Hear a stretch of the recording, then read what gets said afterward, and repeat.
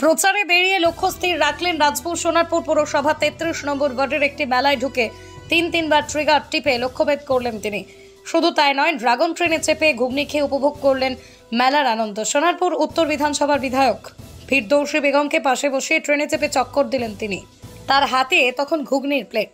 সায়নীর বক্তব্য, তারা অসাধারণ, এইভাবেই আনন্দ খুঁজে নেন, সাধারণের মাঝে বেঁচে থাকেন, ভালোবাসেন। যাদবপুর লোকসভা কেন্দ্রের তৃণমূল কংগ্রেস প্রার্থী সায়নী ঘোষ শুক্রবার বিকেলে রাজপুর সোনারপুর পৌরসভার ৩৫ নম্বর ওয়ার্ডে একটি জনসভা করেন। এই জনসভায় বিজেপি এবং বামেদের তুলোধনা করেন তিনি। ৩৫ নম্বর ওয়ার্ডে জনসভা শেষ করে একটি হনুমান মন্দিরে পুজো দেন তিনি। সেখানেই পাঠ করেন হনুমান চালিসা। তারপরেই রাজপুর সোনারপুর পৌরসভার ৩৩ নম্বর ওয়ার্ডে একটি ঈদের মেলায় যোগদান করেন তিনি।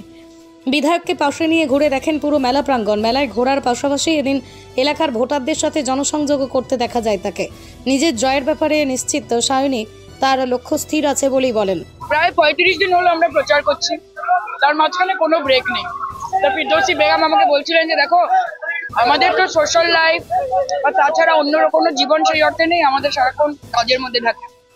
আজকে যখন সুযোগ পেয়েছে একটু আনন্দ করে নাও, কারণ এরপরে আরো অনেক হেক্টিক প্রচার আছে। এবং তার থেকেও বড় কথা, একটা মেলা, একটা মিলন মেলা। আজকে এখানে আমি এসেছি, এখানে সাধারণ মানুষ, এইগুলো তো তাদেরও মিডিয়াম আনন্দ করা। কাজে ঈদের মেলায় এসে আজকে আমার মনে হয় যে এই যে ওদের সাথে আনন্দটা ভাগ করে নিতে পারছি, সেটা এক প্লেট ঘুগনি হোক বা একটুখানি একটা রাইড চড়া হোক বা একটুখানি বেলুন শুটিং হোক, মানুষ মনে করে যে হ্যাঁ আমাদের মতোই, আমাদের সঙ্গেই থাকে। এবং এটা শুধু প্রচারের জন্য না, আমরাও এরকমই। আমাদেরও তো মনে হয় যে একটুখানি এত কাজের মধ্যে একটুখানি ছোটবেলাটাকে যদি ফিরে পাওয়া যায় তাহলে খারাপ।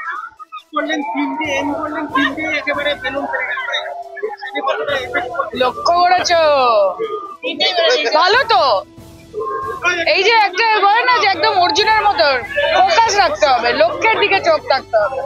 সেটা আমারও আছে, সেটা ফিরদৌসী বেগমেরও আছে, সেটা নজরুল আলী মন্ডলেরও আছে, এবং বাংলার মানুষেরও ঠিক জায়গায় এমটা হবে, সেটা ১ তারিখে আমরা বুঝতে পারবো। আমরা মানুষকে নিয়ে এগোতে চাই, মানুষকে সঙ্গে নিয়ে, এবং যারা মানুষকে নিয়ে এগোবে তাদের এম, তাদের লক্ষ্য স্থির থাকা খুব গুরুত্বপূর্ণ। এবং সেই জন্য তৃণমূল কংগ্রেসের লক্ষ্য স্থির আছে, আমাদেরও লক্ষ্য স্থির আছে।